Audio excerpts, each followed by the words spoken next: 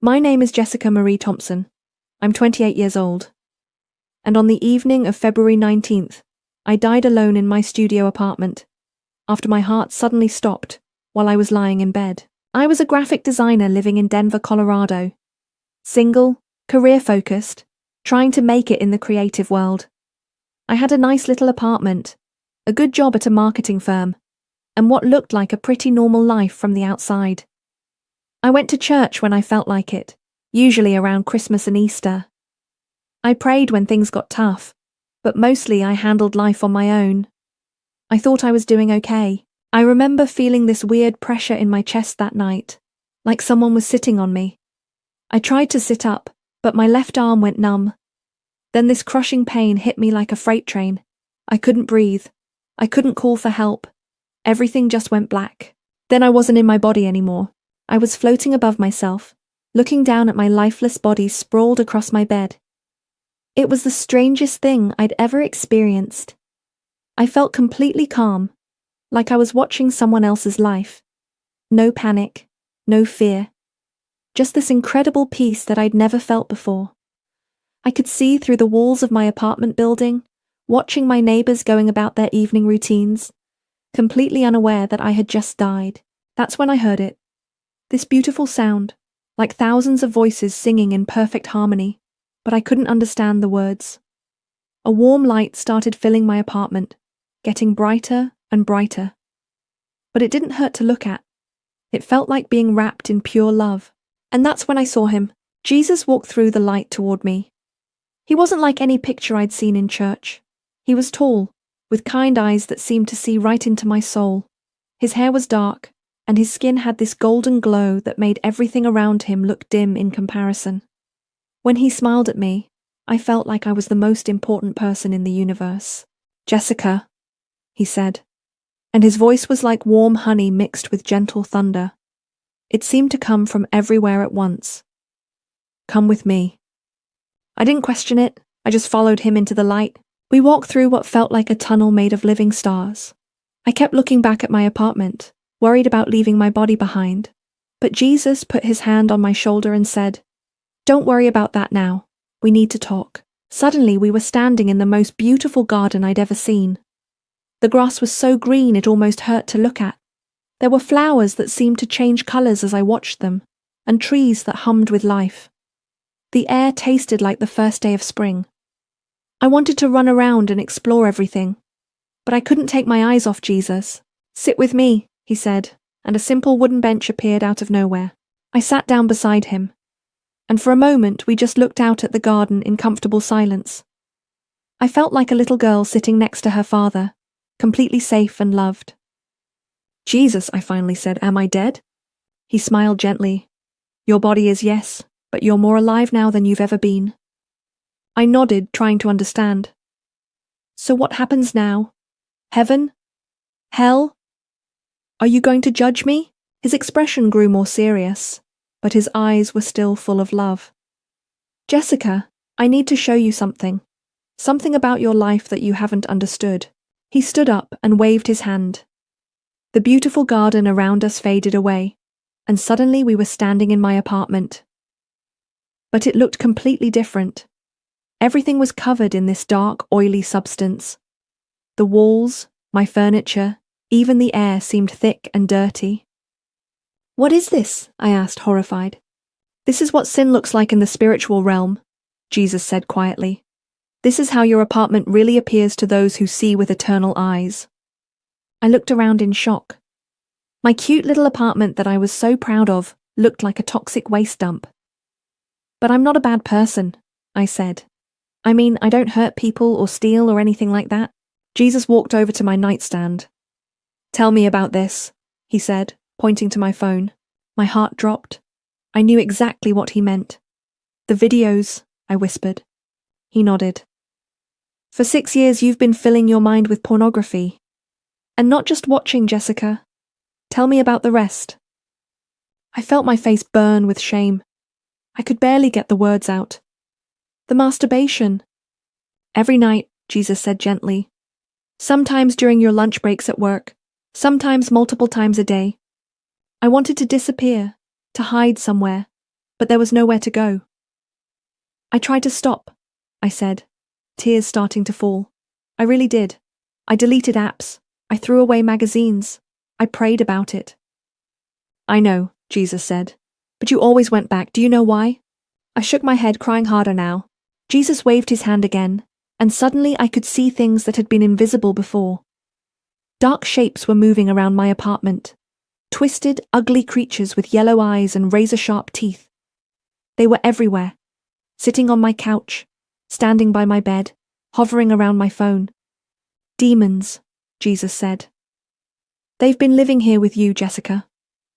Every time you chose lust over love, every time you chose self-pleasure over self-control, you opened the door and invited them in.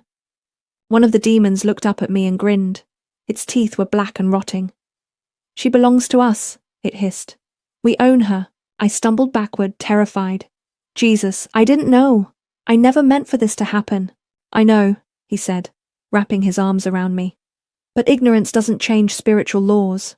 Your body is a temple, Jessica. It was meant to be a holy place where my spirit could live. But you turned it into something else. The scene changed again. Now we were standing in a massive library with books that stretched up forever. Jesus pulled out a thick book bound in leather and opened it. This is your life, he said. Every thought, every action, every choice is recorded here. He flipped through pages, and I could see my life playing out like a movie. Me as a little girl, singing Jesus songs in Sunday school. Me as a teenager, discovering my body was changing. Me in college, curious about sex, but too afraid to actually be with someone. Me in my early 20s, finding pornography online and thinking it was harmless. Here, Jesus said, stopping on a page. This is where it really began. I saw myself at 19, alone in my dorm room late at night. I was stressed about finals, lonely, and curious. I'd stumbled across some explicit videos online. At first, I was just looking, but then came the touching, the rush of pleasure, the shame afterward. One moment of curiosity became 6 years of bondage, Jesus said. Do you see how it grew? Page after page showed my addiction getting worse. Soft romantic videos became hardcore pornography. Occasional moments became daily habits. What started as something private became something that controlled my thoughts, my relationships, my entire life. I saw how it affected my dating life. How I compared every man to the fantasy men in the videos. How I couldn't be intimate with real people because I was addicted to fantasy. How I sabotaged relationships because real love couldn't compete with the instant gratification I got from my secret habit. I tried to stop so many times, I said. I really did. I know, Jesus said. But you were fighting alone. You never truly gave this area of your life to me. You treated it like a bad habit, instead of recognizing it as spiritual warfare. He turned more pages. I saw all the times I'd promised God I would quit. All the times I'd deleted apps and cleared my browser history. All the times I'd gone to church feeling guilty and dirty. You were sincere, Jesus said. But sincerity without complete surrender is powerless against the enemy. The book closed, and we were back in the garden. I felt completely broken, totally exposed. So I'm going to hell? I asked. Jesus looked at me with such incredible love that I started sobbing. Jessica, do you think I would have brought you here just to condemn you? I came to save people, not to destroy them. But I failed, I said. I failed over and over again. Yes, he said. You did. But failure isn't the end of your story. It's often where real surrender begins. He stood up and walked over to a crystal-clear stream that was flowing through the garden. Come here, he said.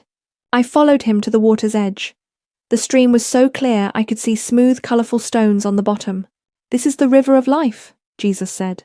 It washes away all sin, all shame, all bondage. But you have to choose to step into it. I looked at the water, then back at Jesus. What about all those years? All the damage I did to myself? Forgiven, he said. The moment you truly repent and surrender everything to me, it's gone. But Jessica, you need to understand something important. Forgiveness doesn't mean there are no consequences. Your brain has been rewired by years of addiction. Your view of sexuality and relationships has been twisted. Your ability to experience real intimacy has been damaged. These things can be healed, but it takes time and hard work. I stepped into the water. It was perfectly warm and felt alive, like it was flowing through me instead of around me. I felt years of shame and guilt washing away. The darkness that had been covering my heart was melting away like snow in the sunshine. This is what real cleansing looks like, Jesus said. Not just forgiveness, but complete transformation from the inside out. I stayed in that water for what felt like hours, just letting it wash over me. When I finally stepped out, I felt completely different. Clean, pure, new. Now, Jesus said, I need to show you something else. The garden around us changed again. Now we were standing in a beautiful bedroom. Everything was white and gold, and there was this sense of holiness that made me want to whisper. This is how sexuality was meant to be, Jesus said. Sacred, holy, a gift between one man and one woman in marriage. I watched as a scene unfolded before us. A husband and wife, both glowing with the same golden light I'd seen on Jesus. They were making love, but it was nothing like what I'd seen in pornography. It was beautiful, tender, full of genuine love and respect. And above them, I could see angels watching and smiling. This is my design, Jesus said. Not just physical pleasure, but spiritual and emotional union. Two people becoming one, creating life, showing the world what my love for my people looks like. The scene changed to show me what pornography really was. I saw the same dark demons I'd seen in my apartment, but now they were surrounding the people in the industry. Men and women who looked dead behind their eyes, going through the motions of sex, but experiencing no real love, no connection, no joy.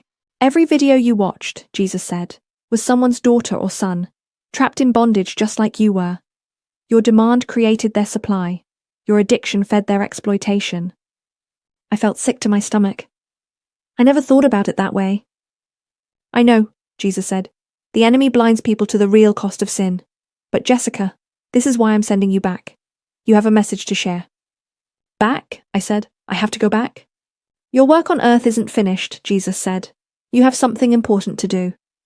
I looked around the beautiful garden, then back at Jesus. But I don't want to leave. It's so perfect here. So peaceful. What if I mess up again? What if I fall back into the same patterns? Jesus smiled and placed his hands on my face. Jessica, you won't be going back alone. I'm going with you. And now that you understand the spiritual reality behind your struggle, you can fight it the right way. He walked me over to a tree that was bearing the most beautiful fruit I'd ever seen. It looked like apples, but they were glowing with inner light. Eat, he said. I took a bite, and it was the most delicious thing I'd ever tasted. But more than that, I felt strength flowing through my entire being. Power. Confidence. This is my strength, Jesus said. You can't overcome addiction in your own power, but with my strength, nothing is impossible. He reached into his robe and pulled out a small scroll. This is for you, he said. The message I want you to share. I unrolled the scroll and read it.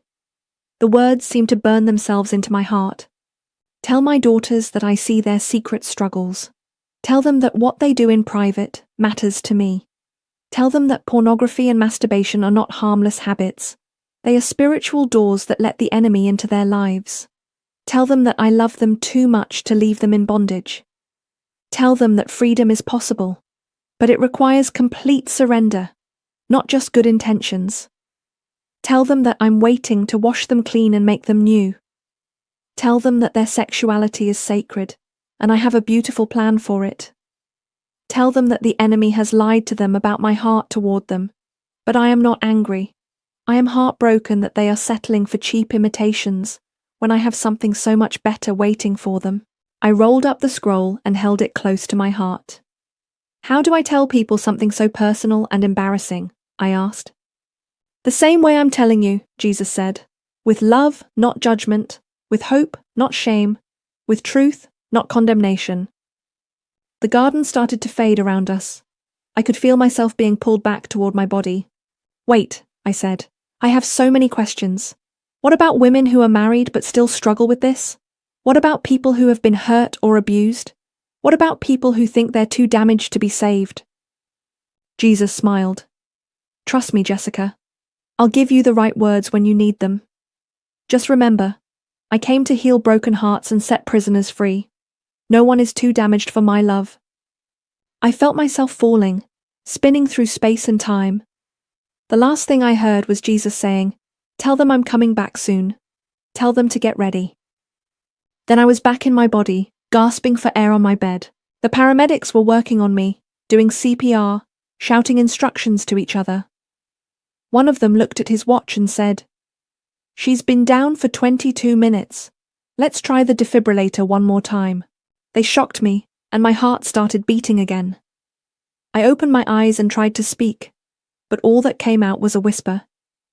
Jesus. The paramedic leaned over me. "Ma'am, can you hear me? You've had a massive heart attack.